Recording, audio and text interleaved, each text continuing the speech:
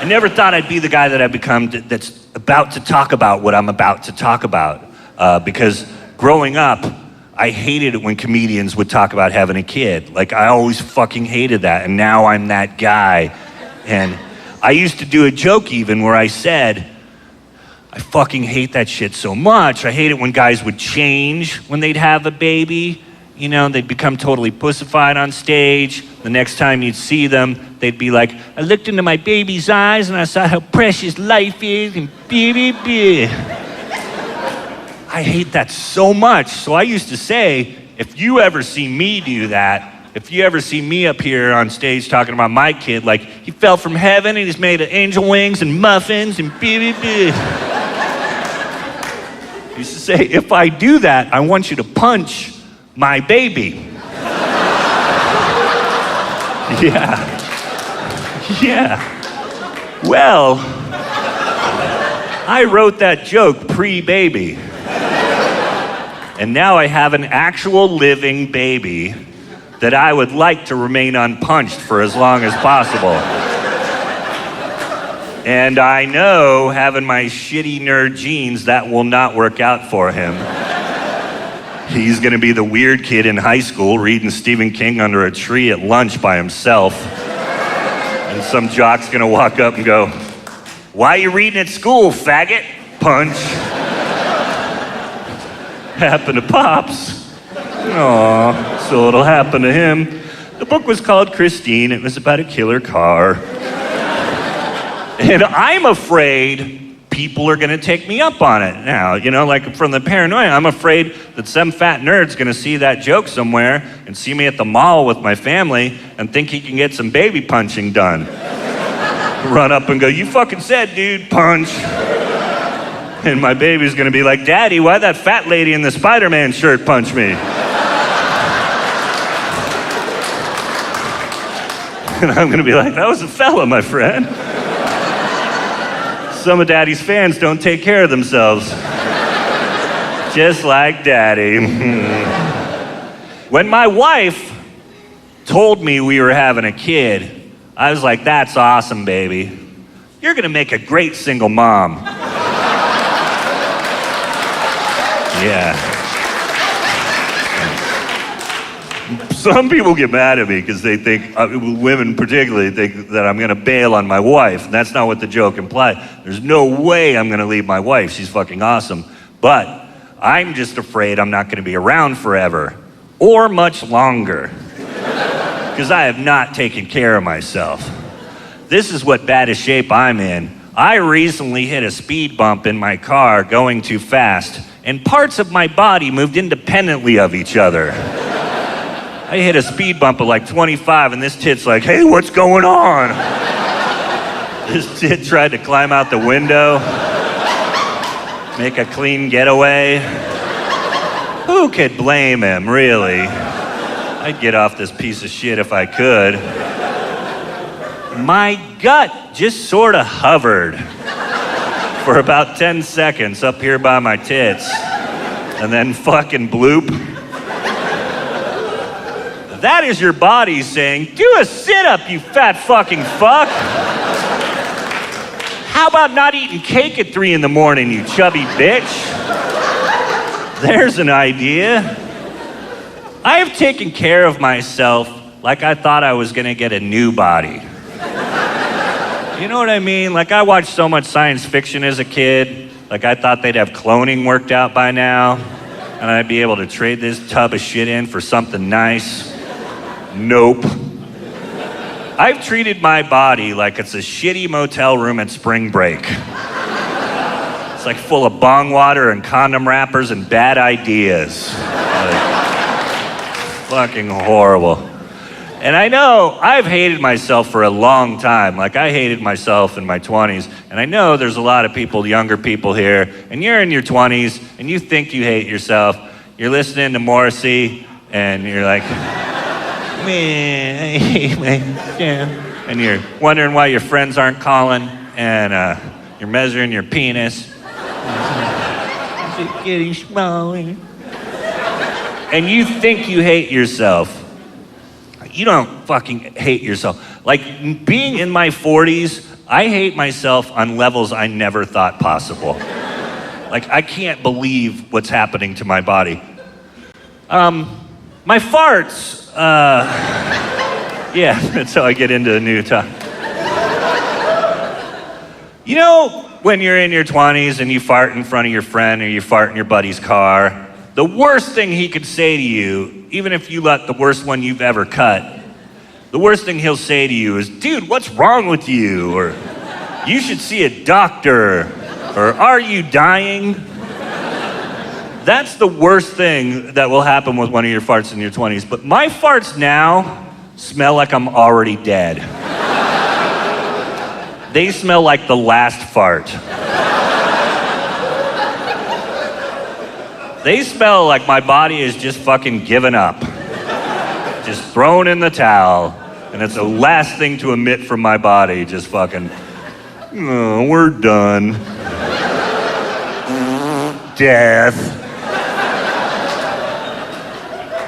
And you know, when you're in your 20s and you're hanging out with a buddy, I did this. You'd be playing, back in the day, I'd be playing a video game like GoldenEye or something like that. And I'd be losing, like I often did, and I would decide to go fart on my friend that I'm playing against, and then he'd go, fuck, man, drop the controller, and then I'd shoot him in the game.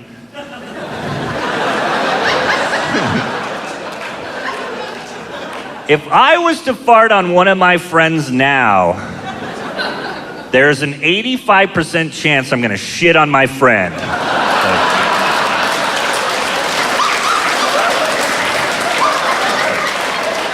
Yeah. And that is a true test of friendship. We're taking our male bond to a new level, bro. Can we still be bros, bro? I know you were my best man, but I just shit on your back. Yes, I'll wash your back.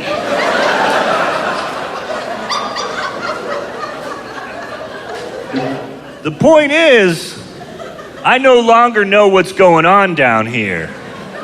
It doesn't work anymore the way it's supposed to work. I said I went to junior college, I barely finished, but one of the things I remember about learning about the human body are there are things attached, sensors I would guess, attached to parts of your body that let your brain know what's going on with that part of your body. Like if you got a really horrible fart brewing, your asshole will give you a heads up. He'll say like, head out of the house, dude, you know, go outside. Or you're gonna shit your pants, you've got 5 minutes. Find a bathroom, starting now, go.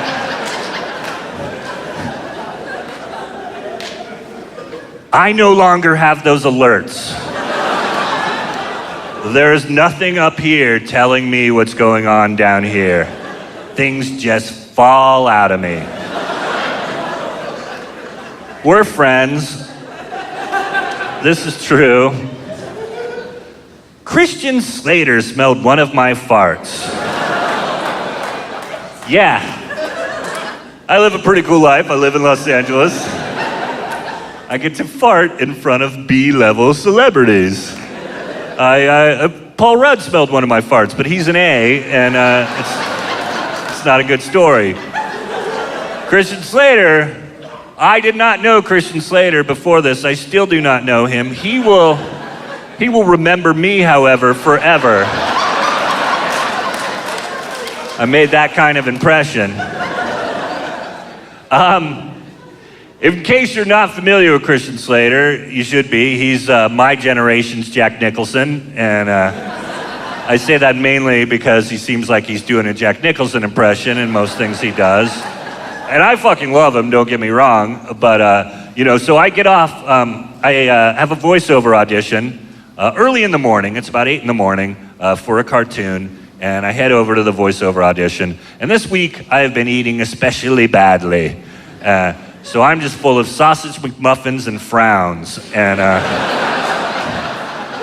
I get off the elevator to head in the audition, and the only other person sitting in the waiting area for the audition is Christian Slater. And I see him, and in my head, I'm like, fuck yeah, it's the guy from True Romance and Heathers, and I fucking love him. That's awesome. So I go, hey, man. And he goes, hey, man. I don't do impressions, so that's all you get. And I sit next to Christian Slater, and they call him in a minute, and I'm sitting there alone, and I'm like, oh, I should look at this script and check it out before I head in for my audition. So all I do is move from sitting position to standing position, and a horrible, horrible fart just falls out of my body. No heads up, just fucking. And immediately I'm like, God damn it, And as anybody who's ever done this knows, this does not make a fart go away. All this does is put that fart in places that it already wasn't. I have now put that fart over there, and over here, and over here, and I'm furious with myself. I hate myself so much I want to murder myself. I'm just like, God damn it. I just don't get heads up anymore from my butthole. I'll get back to Christian, but I'll rewind to a couple of months before that. One of the first times I did that, farting in public and not knowing, I went to a comic book store to buy my comical books, and you would think they'd be used to horrible smells in a comic book store. And I'm in a narrow aisle looking at my stuff, and there's another heavy nerd at the other end of the aisle, a heavy-set nerd, and it's a narrow aisle, so both of us two fatties can't fit in the aisle at the same time. So he even looks like the comic book guy from The Simpsons, he's got like the Hawaiian shirt and the whole deal, and Crocs. Fatties don't wear Crocs. It's not a good look. So he needs to get by me, so he very politely says, excuse me, all I do is move this leg 5 inches back. And a 5-second fart falls out of me. Loud as fuck. Louder than the shitty music they're playing in the comic book store. Just fucking.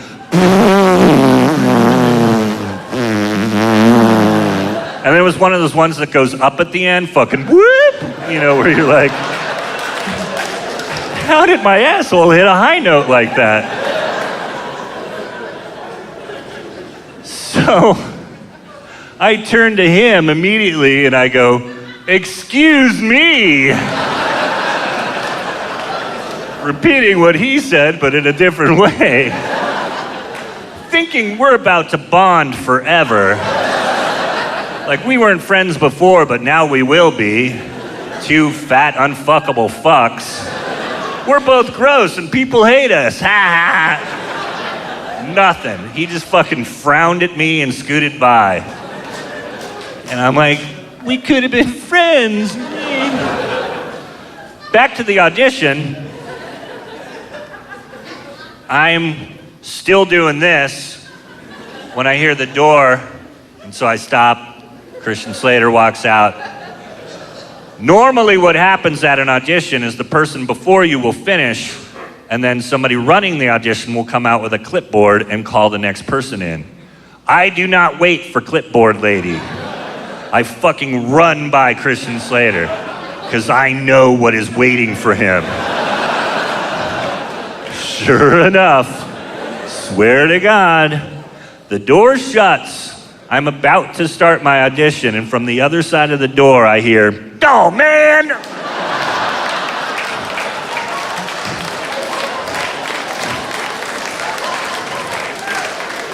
The moment Christian Slater walked into my wall of hate. And it was fucking one of those invisible spiderweb farts where you're just like...